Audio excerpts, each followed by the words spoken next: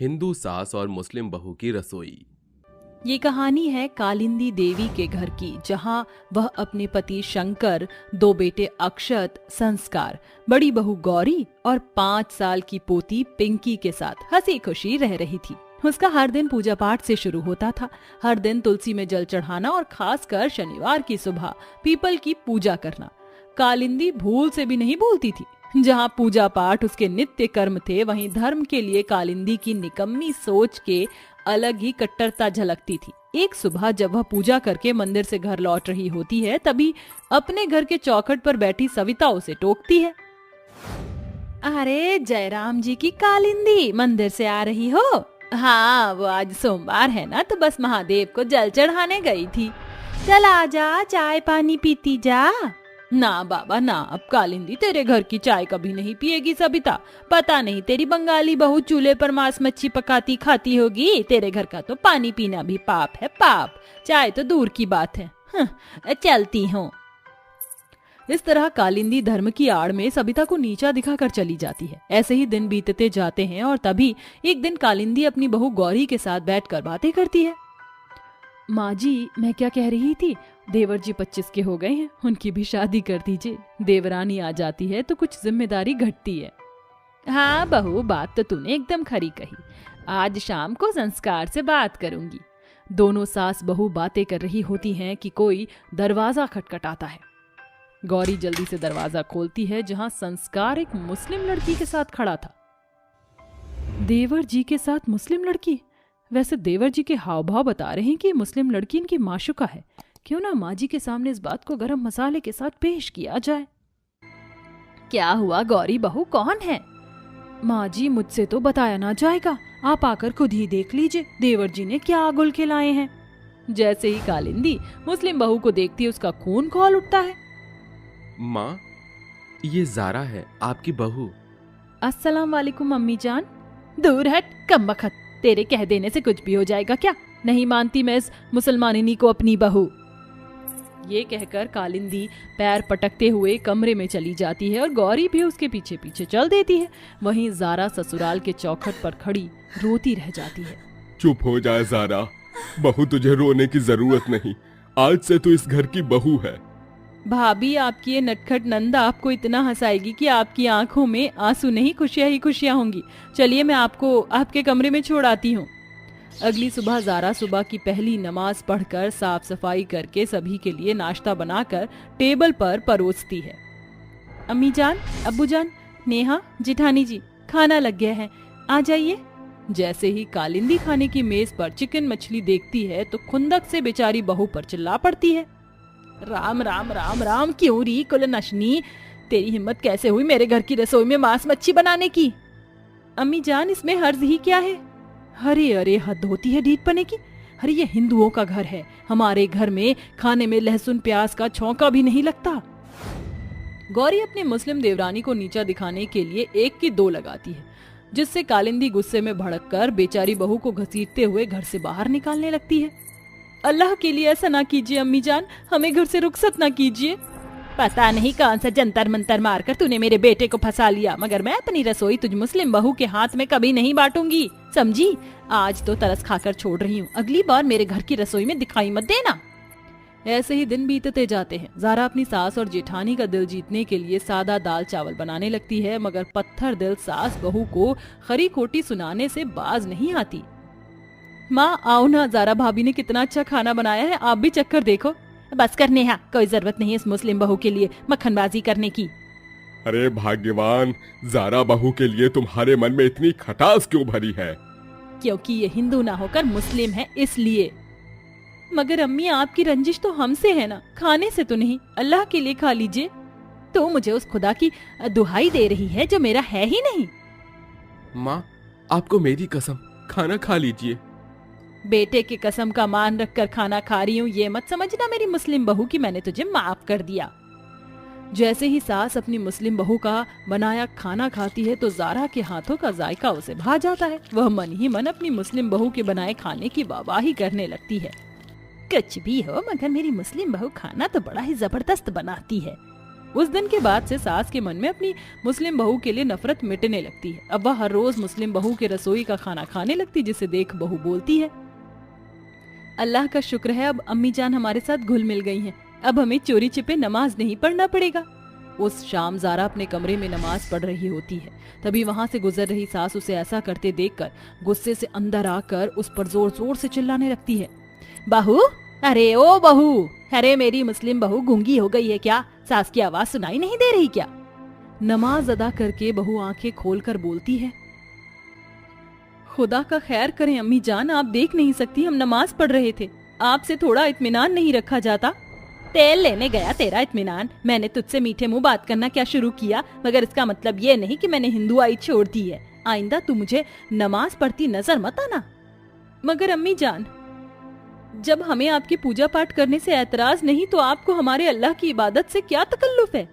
मुझे दिक्कत है, मेरे लिए मेरा घर मेरा मंदिर है और मैं इस मंदिर को मस्जिद नहीं बनने दे सकती। तुझे अपनी सास के अनुसार ही चलना होगा, तुझे अपना धर्म छोड़ना ही होगा।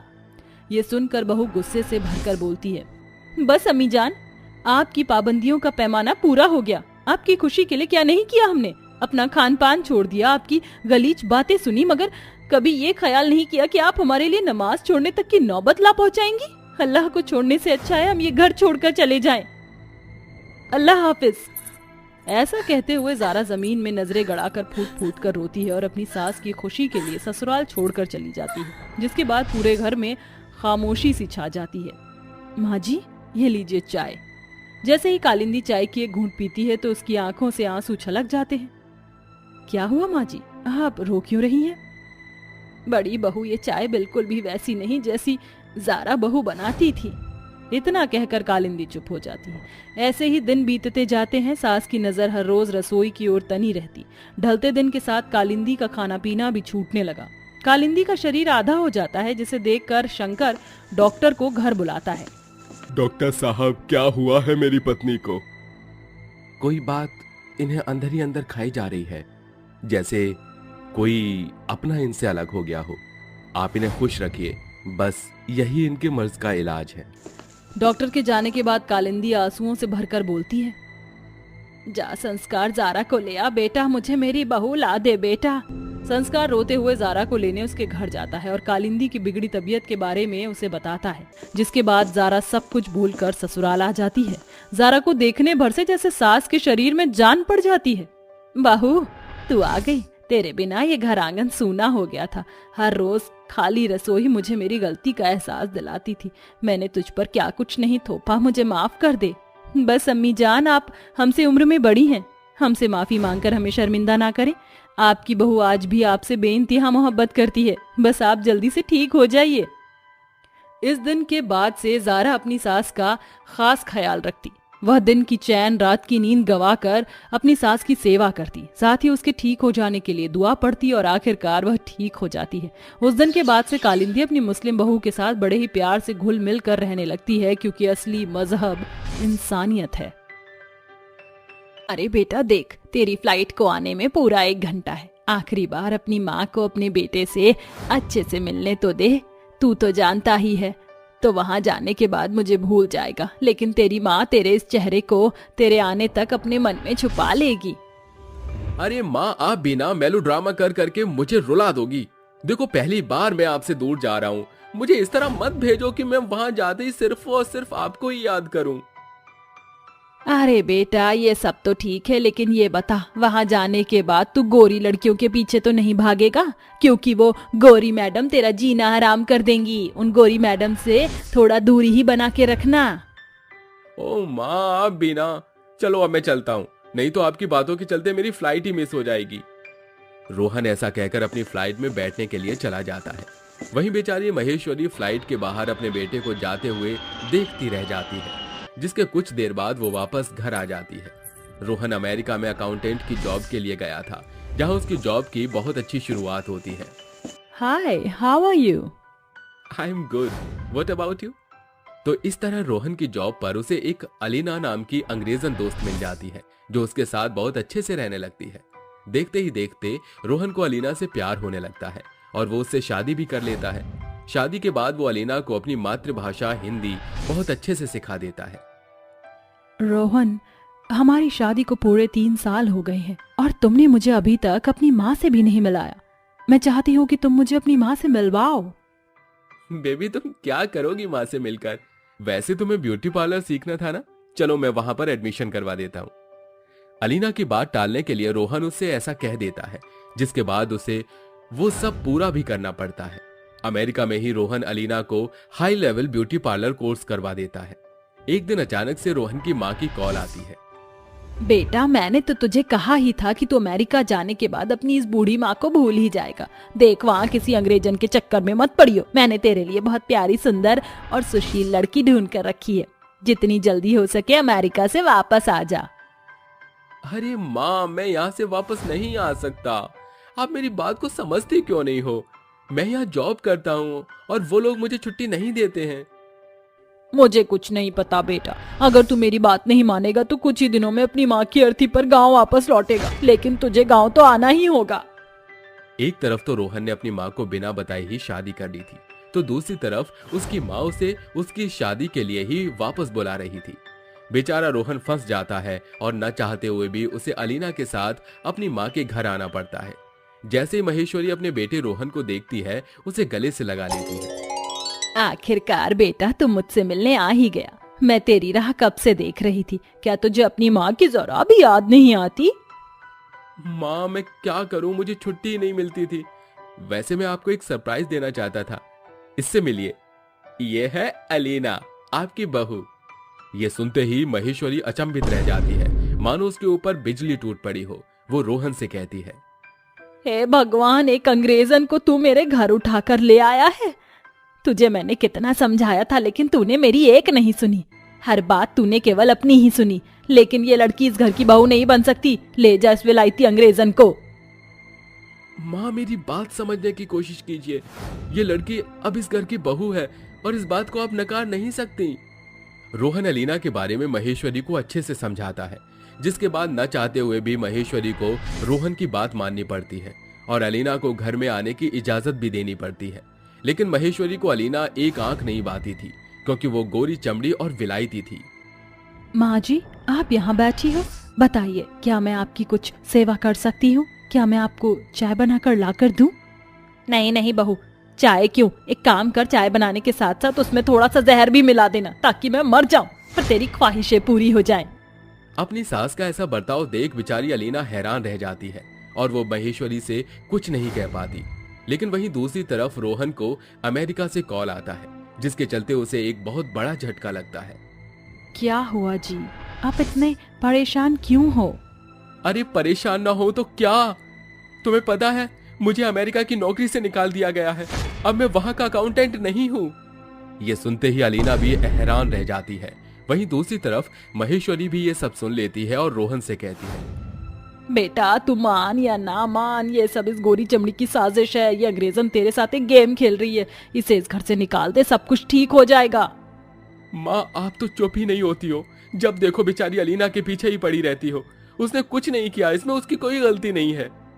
रोहन ऐसा कहकर चला जाता है। वहीं महेश्वरी भी चली जाती है। वहीं बेचारी अलीना अपनी सास के ताने सुन सुनकर परेशान हो चुकी थी। देखते ही देखते कुछ दिन बीतने लगते हैं और अब उनके घर में कई सारी परेशानियां शुरू हो जाती हैं, जैसे पैसों की तंगी होना और घर का राशन खत्म हो जाना। माँ जी, घर का राशन खत्म हो गया है, अब मैं क्या बनाऊं? अब मैं तुझे क्या बताऊं, एक काम कर, मुझे ही बना डाल, क्योंकि मेरे पास पैसे तो है नहीं और ना ही मेरे निकम्मे बेटे के पास एक फूटी कौड़ी है। माँ जी, वैसे मैंने कुछ सोचा था, जब तक रोहन जी को नौकरी नहीं मिल जाती, क्यों ना मैं एक ब्यूटी पार्लर खोल लूं और अपना खुद का काम कर लूं। क्या कहा तूने? तू ब्यूटी पार्लर खोलेगी? अरे और इज्जत का जनाजा निकालना है क्या? मेरी तू इस घर में आराम से रह ले। वैसे ही तुझसे बहुत ज्यादा परेशान हो चुकी हूँ। महेश्वरी अलीना को डांट देती है, जिसके बाद बेचारी अलीना रोते हुए अपने कमरे में पहुंच जाती है। लेकिन फिर भी वो किसी से कुछ नहीं कहती। ऐसे ही दिन प्रतिदिन दिन बीतते रहते हैं, लेकिन घर की परेशानियां खत्म नहीं हो पाती। एक दिन महेश्वरी से मिलने उसकी सहेली सावित्री उसके घर आती है। अब क्या बताऊं बहन तुझे, मैं तो परेशान हो गई हूँ। कल मुझे शादी में जाना है और हमारे यहाँ कोई पार्लर वाली नहीं है जो मुझे अच्छे से तैयार कर सके, मेरा ब्लीच फेशियल कर सके। अरे तो जरूरत भी क्या है, अब तो हम बूढ़ी हो चुकी हैं। अब हम कौन सा पहले की तरह जवान है जो मेकअप और ये सब करवाएंगे। अरे महेश्वरी, ये तो तुम्हारी सोच है, मैं तो अभी जवान हूँ और शादी में अच्छे से तैयार होकर जाना चाहती हूँ। तभी अलीना वहां पर आती है और ये सब सुन लेती है, जिसके चलते अलीना सावित्री से कहती है, माँ जी, मैंने पार्लर का पूरा कोर्स किया हुआ है, अगर आप चाहो तो मैं आपका मेकअप भी कर सकती हूँ और ब्लीच फेशियल भी। हेलो जी, कर लो बात, बगल में छोरा शहर में ढिंडोरा, वही बात हो गई। आज तो मैं पूरे गांव में पार्लर वाली ढूंढ रही थी और महेश्वरी तेरी बहू खुद एक पार्लर वाली है। और ये तो अंग्रेजन भी है, इससे तो और अच्छा काम करना आता होगा। ऐसा कहने के बाद सावित्री अपना मेकअप और ब्लीच फेशियल अलीना से करवाती है। इसके चलते अलीना सावित्री का बहुत अच्छा मेकअप भी करती है और बहुत अच्छे से ब्रिजभूषण भी कर देती है। ये सब देखकर सावित्री बहुत खुश होती है और उसे 2000 रुपए देकर जाती है। अरे बहू, जितनी जल्दी हो सके तो अपनी दुकान खोल ले, बहुत अच्छे से चलेगी।